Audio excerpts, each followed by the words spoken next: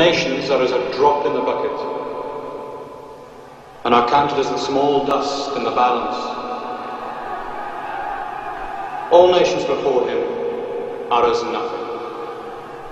They are counted to him less than nothing, and vanity.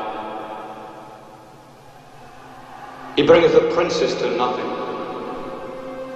He maketh the judges of the earth as a vanity. Hast thou not known?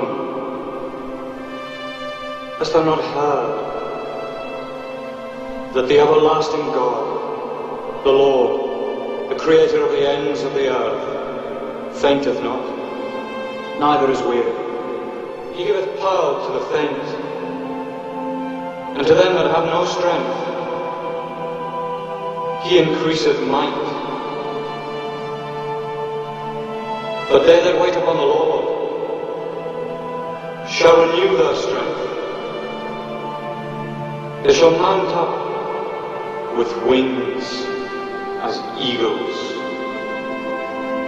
They shall run and not be weary. They shall walk and not faint.